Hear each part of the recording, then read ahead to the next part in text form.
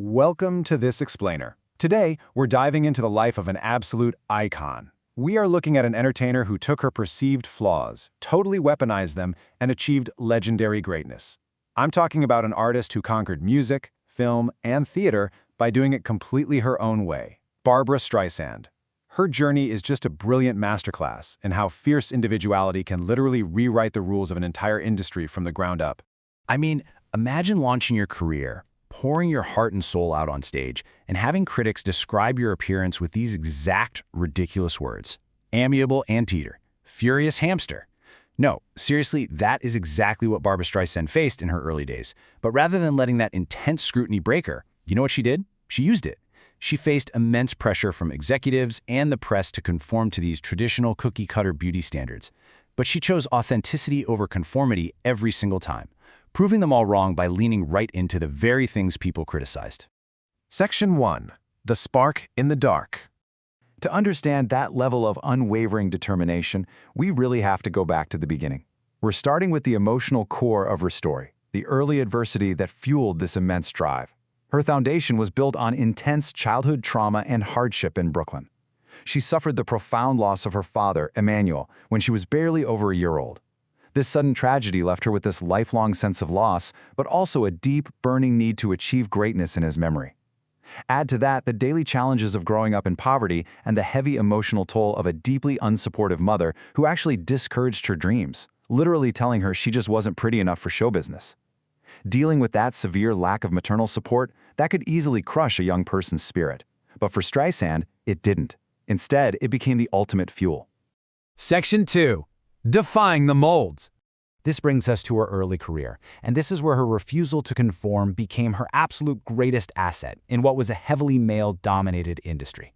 Look, in Hollywood, especially back in the 1960s, conforming to conventional beauty standards was practically a mandatory requirement for female stars. She faced massive pressure from everywhere to get a nose job and soften her look, but Streisand absolutely refused. She recognized early on that her unique, distinctive features were essential to her true identity.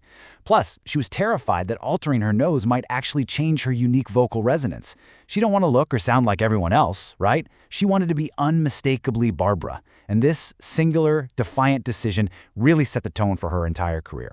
She challenged traditional gender roles, expressed her opinions openly, embraced her heritage, and made it crystal clear that she was going to succeed entirely on her own terms. But she didn't do it entirely alone. Her monumental success wasn't just a product of raw talent. She actually benefited from an incredible, albeit highly unconventional village of mentors who stepped in where her own family fell short. First, you have Toby Borko. She was a caring neighbor who provided the essential affection and attention that Streisand was largely missing at home. Then there's Muriel Choi, a Chinese restaurant owner who offered grounded advice, fed her, and genuinely acted as a surrogate mother to a struggling young artist. And we can't forget Alan Miller, a dedicated acting teacher who provided the rigorous professional training and critical encouragement she needed to truly hone her craft. It just goes to show how finding support in unexpected places can give you the emotional and technical grounding you need to finally take flight. Section 3. Seizing the reins. Armed with that early support and her fierce individuality, she started demanding creative control to protect her artistic vision. And she didn't just ask for a seat at the table, she demanded to own the whole thing. Right from her early days as a recording artist, she negotiated a virtually unprecedented contract with Columbia Records that gave her full creative control over her albums. That was basically unheard of for a young, unproven female artist at the time. And as she transitioned to film, she didn't slow down. She insisted on producing, co-writing, and directing Yentl. Studio executives heavily doubted her abilities, pushing back for years, but she fought them relentlessly and eventually won. Later, she fiercely defended her right to retain the final cut on the major motion picture, The Prince of Tides, ensuring the final product reflected her specific, uncompromised vision. She carved a path of creative autonomy that paved the way for countless female artists behind her to demand that exact same respect. So the really crucial point here is that she used this hard-won artistic freedom not just for power, but to heal. Streisand consistently used her art as a way to deeply process her own pain and transform it into something beautiful and universally understood. This is perfectly captured in her defining portrayal of Fanny Brice in Funny Girl. Fanny was another Jewish girl from New York who was told she didn't possess conventional leading lady looks. By channeling her own childhood experiences of profound loss, rejection, and the lingering feeling of being an outsider right into this role, Streisand created a performance that was raw, honest, and undeniably powerful. By courageously sharing her own vulnerabilities on stage and screen, she created a safe space for audiences everywhere to finally feel seen and understood. Section 4. The Complexities of Love. Just as she navigated the incredible professional challenges of Hollywood, her personal life served as another really profound catalyst for self-discovery. Her life has been marked by complex and sometimes tumultuous romances, each teaching her something vital about her own boundaries. For example, her dynamic with producer John Peters was notoriously passionate and intense. It drove a lot of creative energy, sure, but it was also marked by deep conflict and intense struggles for control. Now contrast that chapter of her life with her eventual marriage to actor James Brolin. This relationship brought a completely different energy to her world. It provided a profound source of lasting stability, peace, and unwavering support. Finding this stabilizing love later in life empowered her to fully embrace her many roles as an artist, a mother, and an advocate without constantly having to fight battles on the home front. It really proves that our relationships are often the mirrors through which we discover our own evolving needs. Section 5. The Power of the Platform. As her personal and professional life stabilized, her cultural influence just grew massively. The once bullied child from Brooklyn transformed into a global powerhouse who felt a deep responsibility to use her voice to advocate for others. Streisand firmly believes artists have a duty to use their platform to affect change. Looking at her efforts neutrally, we see a consistent pattern of her commitment to promoting dialogue and funding critical causes. She actively campaigned for Bella Abzug to champion women's rights back when it was heavily stigmatized to do so. She performed at the White House Correspondents' Dinner for President Clinton, utilizing that massive national stage to express her views. And she remarkably donated the proceeds from her historic One Voice concert to directly support nuclear disarmament and environmental protection.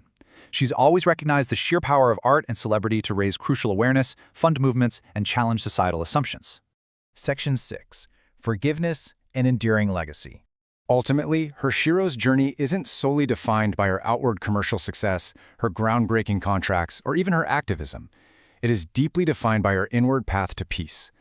Honestly, if you take away anything from this explainer, let it be this: Streisand found immense, life-changing strength in letting go of resentment. Over time, she embarked on a really profound, deliberate process of forgiveness. She actively chose to forgive her mother, coming to terms with the agonizing fact that she simply did the best she could under incredibly difficult financial and emotional circumstances. She extended grace to former colleagues, like her Funny Girl co-star Sidney Chaplin, looking past his difficult behavior to recognize his own internal struggles. And perhaps most beautifully of all, she learned to accept her own human imperfections. She realized that the very flaws she had been teased for were exactly what made her a legend. This relentless pursuit of authenticity, this absolute dedication to healing, and her steadfast refusal to ever compromise her vision, well, it translated into astonishing real-world impact. 145 million. That is her estimated global album sales over a staggering 6-decade career. To put that into perspective, that monumental figure makes her one of the best-selling recording artists in the entire history of recorded music. She's standing shoulder to shoulder with the biggest pop stars and rock bands in the world. But it wasn't just commercial success that defined her legacy. Beyond those staggering album sales, she reached the absolute pinnacle of critical acclaim across every single medium she touched. She achieved the ultra-rare EGOT status. That is, an Emmy for television, a Grammy for music, an Oscar for film, and a Tony for theater. Only a tiny fraction of performers in the history of entertainment have ever managed to conquer every major award like this. She conquered the entire industry, from top to bottom, all by stubbornly refusing to be anyone other than exactly who she was. As we wrap up this explainer, I really want to leave you with a question. Barbra Streisand was called an amiable anteater and a furious hamster, yet she completely conquered the world by leaning directly into her true, unvarnished self. So I ask you, how can you actively embrace your own perceived flaws to fuel your unique journey? What societal or professional expectations can you defy today by simply staying true to who you are? Thank you so much for exploring this incredible life of authenticity and vision with me. Keep learning, keep questioning, and I'll see you in the next one.